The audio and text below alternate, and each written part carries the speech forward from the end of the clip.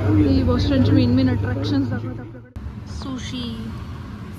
Finally winter संपलाय, थंडी कमी होते आणि आता अमेरिकेत स्प्रिंग सुरू झालाय, म्हणजेच आपला वसंत ऋतू. नमस्कार मंडळी, मी आहे भक्ती आणि अमेरिकन लाईफ मराठी वाईबवर तुमच्या सर्वांचं खूप खूप स्वागत. बॉस्टनमध्ये थंडी हळूहळू कमी झालीये आणि वेदर एकदम मस्त झालंय. जास्त गरम नाही, जास्त गारही नाही, गुलाबी थंडी आहे, एकदम बाहेर फिरायला जावंसं वाटेल असं. इथे स्प्रिंग मार्च पासून जून पर्यंत असतो, म्हणजेच साधारण 3 महिने.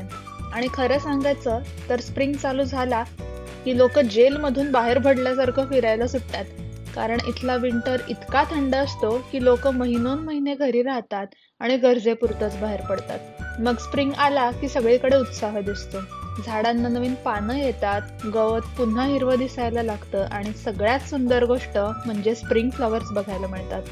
ट्युलिप्स, डॅफोडिल्स, हायासिंथ, मॅग्नोलियाज यासारखी सुंदर फुलं बहरलेली दिसतात. या दिवसात लोक स्प्रिंग मधल्या ऍक्टिव्हिटीज करतात, म्हणजेच ट्युलिप फार्म्स मध्ये जातात, ऍपल पिकिंग करतात, बेरीज पिकिंग करतात, बाहेर पार्क्स मध्ये फिरायला जातात आणि उन्हात बसून कॉफीचा आस्वाद घेतात, एकदम चिल मोड मध्ये. या सीझन मध्ये अजून एक मेन अट्रॅक्शन म्हणजे जगात प्रसिद्ध असलेली बॉस्टन मॅरेथॉन, ज्यात पार्टिसिपेट करण्यासाठी वेगवेगळ्या कंट्रीज मधनं लोक येतात. ही बॉस्टन मॅरेथॉन पण आपण या ब्लॉग मध्ये आज बघणार आहोत. चला तर मग आजच्या ब्लॉग मध्ये बॉस्टन मधले काही सुंदर स्पॉट्स बघूयात आणि ही स्प्रिंग वाईब घेऊयात.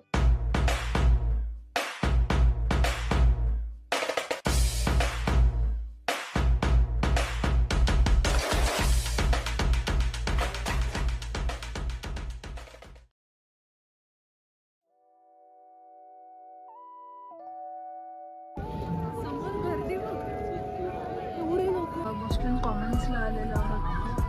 खूप गर्दी.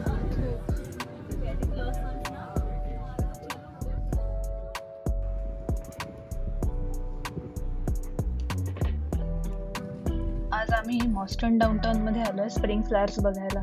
वेदर वॉर्म असल्यामुळे बरेच लोकही बाहेर पडलेत. नॉर्मली एवढी गर्दी कधी बघायला मिळत नाही इकडे. बॉस्टन पब्लिक गार्डन मध्ये खूप सुंदर चेरी ब्लॉसमची झाडं आहेत आणि ते आज आपण बघूयात. पण त्याआधी आमचं फेवरेट काम म्हणजे या गार्डन मध्ये येऊन चहा पिणं. आम्ही थर्मस मध्ये चहा आणलाय बॉस्टन पब्लिक गार्डन मध्ये आणि आता चहा पिणार.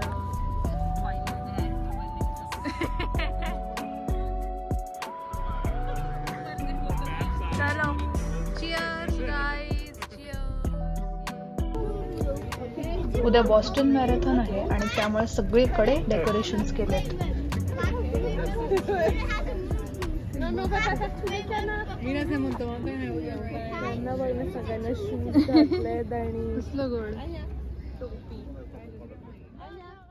हे सुंदर चेरी ब्लॉसमची झाडं. दरवर्षी ही फुलं अगदी अशीच फुलतात. गुलाबी नाजूक पाकळ्या हवेत तरंगताना खूप स्वप्नवत वाटतं. लोक थांबतात, फोटो घेतात आणि काही क्षण त्याच फुलांच्या सावलीत हरवून जातात.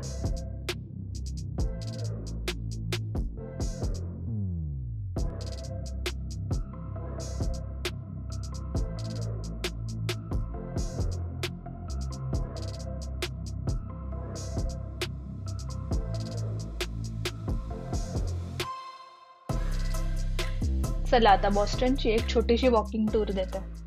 बॉस्टनची खास आयडेंटिटी म्हणजे इथलं रेड ब्रिक्सचं आर्किटेक्चर. या बिल्डिंग्सना फ्लॅशी कलर्स नसतात. त्यांचा चार्म त्यांच्या सिम्प्लिसिटी आणि हिस्ट्रीमध्येच आहे. या रेड ब्रिक्स म्हणजे फक्त मटेरियल नाही, तर या शहराच्या हेरिटेजचं प्रतीक आहे. आणि बॉस्टनचा हा क्लासिकल लुक त्याला युनिक बनवतो. 18व्या आणि 19व्या सेंचुरीमध्ये बांधलेली ही ब्रिटिश कॉलोनियल स्टाईल घरं साध्या पण प्रतिष्ठित डिझाईनसाठी ओळखली जातात.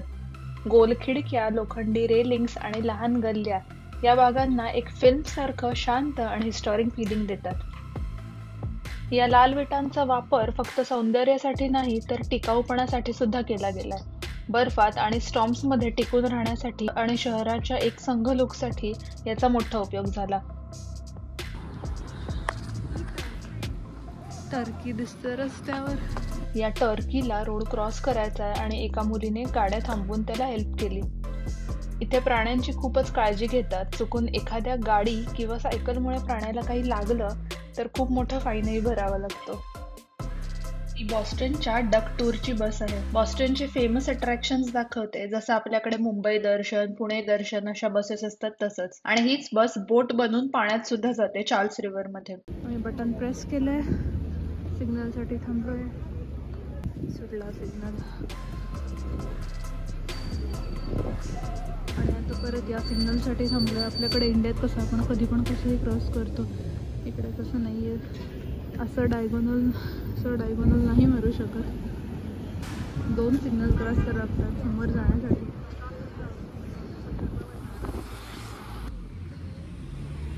इथून थोडंसं पुढे गेल्यावर आम्हाला मॅग्नोलिया दिसले.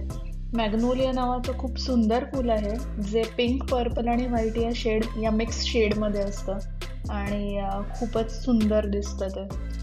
आणि ही प्रुडेन्शियल नावाची बिल्डिंग आहे, 61 फ्लोअर्सची आहे ही आणि बॉस्टनची one of the famous skyline सुद्धा आहे. याचा टॉप फ्लोअरवरनं खूप सुंदर व्ह्यू दिसतो आणि त्याचाही ब्लॉग आपण लवकरच करूयात. आणि हे एक फेमस रेस्टॉरंट आहे रामेन आणि सुशीसाठी. सो आम्ही इथे सुशी खाल्ली आणि आता चार्ल्स रिव्हरला फिरायला चाललोय. तिथे अजून सुंदर सुंदर स्प्रिंग फ्लॉवर्स बघायला मिळतील. बॉस्टन पब्लिक गार्डन पासून 15 ते 20 मिनिटाच्या वॉकिंग डिस्टन्सवरच ही चार्ल्स रिव्हर आहे. चार्ल्स रिव्हर म्हणजे बॉस्टनचं हार्टच म्हणावं लागेल. चार्ल्स ही US मधली one of the cleanest river आहे आणि इथे सगळे फिटनेस फ्रीक लोक जॉगिंगसाठी येतात. सिटीचाही खूप सुंदर व्ह्यू दिसतो इथनं. सनसेटच्या वेळेला बॉस्टनच्या उंच बिल्डिंग्सवर सूर्यप्रकाश पडतो आणि तो गोल्डन आर म्हणून खूप छान दिसतो. इथे लोक कायाकिंग, बोटिंग, स्विमिंगही करतात आणि काय सुंदर चेरी ब्लॉसमची झाडं आहेत इथे बघा.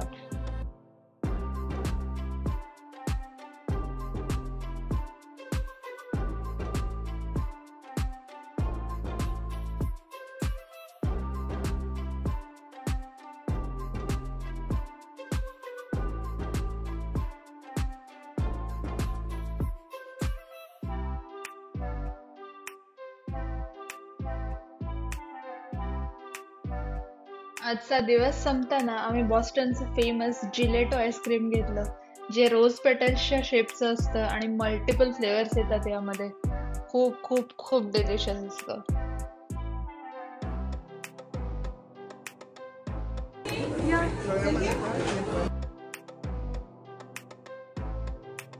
स्प्रिंग हा फक्त फुलांचाच नाही तर रनिंगचाही सीझन असतो. चला बॉस्टन मॅरेथॉनकडे जाऊयात. दुसऱ्या दिवशी आम्ही बघायला गेलो वर्ल्ड फेमस बॉस्टन मॅरेथॉन. आजूबाजूच्या स्टेट्समधनं लोक ट्रेनमधून ही मॅरेथॉन बघण्यासाठी येतात.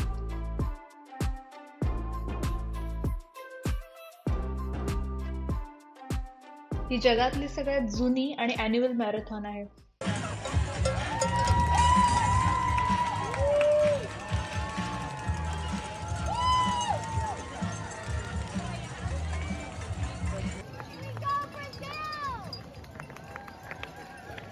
एटीन 1997 मध्ये सुरू झालेला हा इव्हेंट दरवर्षी पेट्रियट्स डेला साजरा होतो.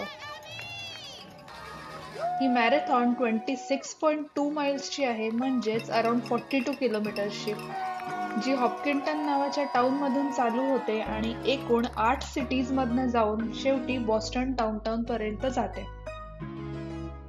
या मॅरेथॉन मध्ये क्वालिफाय व्हायला पण बरेच फिटनेस क्रायटेरियाज असतात आणि बऱ्याच छोट्या मॅरेथॉन सुद्धा कंप्लीट करावे लागतात. इथे जगभरातून 30,000 रनर्स येतात आणि 100 पेक्षा जास्त देशातून लोक भागही घेतात. अशी ही जागतिक स्पर्धा आहे, म्हणजे धावणारे बघणारे सगळ्यांमध्येच एक वेगळा जोश असतो. इकडे 20 वर्षाच्या मुलांपासून 70 वर्षाचे म्हातारे आजी आजोबाही पार्ट घेतात आणि ही खूपच कौतुकास्पद गोष्ट आहे.